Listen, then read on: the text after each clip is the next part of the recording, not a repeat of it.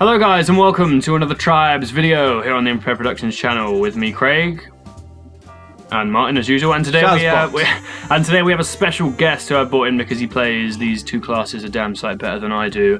It's Jim. Hello. Formerly Jimothy. Jim is here today, and we are going to give you a small guide on how to play the Doombringer a tad better than you already play the Doombringer, assuming you are not a pro Doombringer player. So you got five top rules. I would first like to give out this with I am no way a good Doombringer. You're alright, Jim. We can see you in the background. We can see what goes on. Exactly. You just killed someone. Well done. Jim has fun editing that, Craig. Yeah, thanks very much.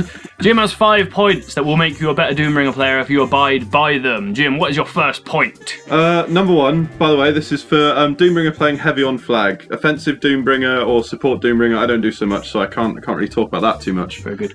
But number 1, pretty obvious, but try and stay on the flag. This kind of affects as well when the flag's not even there. As far as you're concerned, the flag can be returned at any moment, and if you're not there, it can be captured again. So try and stay on that. Even don't return the flag, even if you think it's within distance for you to do it. Let it for someone else to do it. However, when you're just standing on the flag, you're a bit of a target. You're what is known as a sitting duck. I love this advice. Stand on the flag. Wait, don't stand on the flag! You're a sitting duck standing on the flag! The problems this normally happens is when the offensive team are doing their job right and your defensive guys are not. So you're getting absolutely mugged by soldiers, raiders, infiltrators, juggernauts, the whole lot. Also, you need to be aware of your team returning the flag back to your base as well. So you have to be careful of that, don't you? Yeah, try not to body block your own flag, Kappa. They don't appreciate And don't be too proud of it either. Don't body block someone and yeah! Denied! Bitches. Okay, point 1 then. Stay on the flag. But not always stay on the flag. Move a little bit, but make sure you're on the flag. RE point 1. Not always on the flag. Not always on the flag. Point number 2, Jim. Bring us in. Forcefield placement. It's a pretty crucial one that's not straight away obvious, but after a bit of playing, this is what I've kind of found. Put your force fields behind you. Personal favourite. Not in front of you. If you put them in front of you where they think the enemy's going to be coming from, you can't shoot them. So they've got a free approach. And if they're any good at what they do, they'll probably get round your force fields. So instead, force fields go behind you where you think they're going to exit to.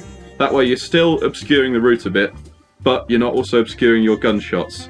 This definitely applies to supportive Doombringers as well. If there's someone heavying on flag, don't chuck a force field down in front of their gun. It's kind of irritating. And you like to have it so you cut down the spaces that you could shoot through. Rather than place it in the middle so they've got 2 areas to get through, you'd place it right to the sides so there's just one larger area to shoot through. Indeed, yeah. Try and funnel them through one specific route that you think you're good at shooting. That way, yeah, they'll think they've spotted a way you've let through, but actually you planned for this. What is it, Jim? What is it? It's a trap. It's a trap, yeah. Akbar would be proud. Very nice. Point number 2, force fields behind you, not in front. Also, remember they are toys. You're more useful than they are, so don't get overly obsessed with going and getting both force fields up. Just have the one if that's easier. If you're under a lot of stress, you don't need to go and get another one. Keep it simple. Yeah. Until you can get a Doom Station down, which we'll talk about in a bit. No, just stretch yourself out. Okay, moving on to point number 3, Jim. What do we have next?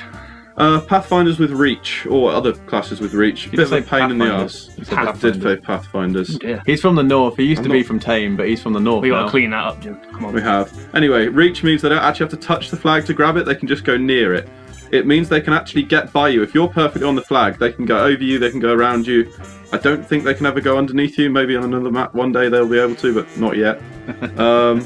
So what you got to do... Who knows with this game? If you see someone incoming, if they're looking like they're going over your head, rise up, strafe left and right to meet them, but try and actually move into their way rather than just standing statically. Has the added bonus as well of helping you avoiding incoming spin fuses, etc., nitrons that they might throw at you to try and knock you off. But yeah, try and move around a bit and match their path with your path so you intersect nicely and they bash off your awesome rocking pair. Nothing meets a good body block. No, position in football is the body blocker. You can't really... You're normally off left, the pitch left back, if you do that. We'll call it the left back. Left back. Doombringer plays left back. Yeah. Okay, be careful of people who have the reach perk, because they will nick your flag even if you're trying to block it. Point number 4, Jim. It's really... The chain gun is your best tool if you're heavy on flag. Normally people are coming directly at you. When they're coming directly at you, they've got very little transverse velocity. Something I picked up from Eve days. Ooh. They're not orbiting round you very quickly. Velocity They're coming straight towards you. So as far as you're concerned, they're not moving on your screen left and right at all. So they've got very small left-right velocity. Even if they've got a lot of forwards velocity towards you, makes them very easy to hit with the straightforward chain gun. So just shoot straight forwards for them when that's happening. You always have to have it running as well. Yeah, click it slowly. You'll get a rhythm going. So you're not actually firing, wasting bullets, but the gun will be turning then. It obviously improves your reaction times. Job's half done, yeah. You'll be Exactly. But as for hitting it when they are strafing around you and things, there's not really much to say other than just practice it, apart from tend to watch the bullets, the tracer bullets, rather than the crosshair itself.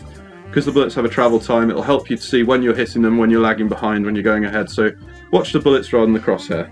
Very nice. Point number 4, practice with your chain gun, people. Do not fail with it. Don't go into battle without practice. No, That's practice foolish. makes perfect, especially with a chain gun. And point number 5, our final point of the day. Well, I'm going to call this one 5A. Oh, here we go. 5, I said. I need to fit in another point, so 5A is try not to be distracted by the enemy team's offensive people. They'll be around you, they'll be shooting you, they'll be orbiting you. If they're doing their job, they'll be trying throwing their best stickies on you. They'll be genuinely getting under your skin. But at the end of the day, you are against cappers, not the offensive. Your defensive teammates should, in theory, be protecting you. We all know what pubs are like. In theory. So just try not to get distracted by them, but it happens. And 5B... 5B, the Doom Station, which I mentioned earlier. Oh, the Doom Station. Obviously, you're a slow cast, probably the slowest. And having force fields up is kind of nice, also as having bullets. But it's a bit of a trek to get back to the refill station. So tend to save your money to call in your own refill stations close to the flag. Doesn't matter if they're in a crappy position, they'll get blown up quickly. You should be earning money consistently, especially if you've got the bounty hunter perk, because you're killing a lot of people.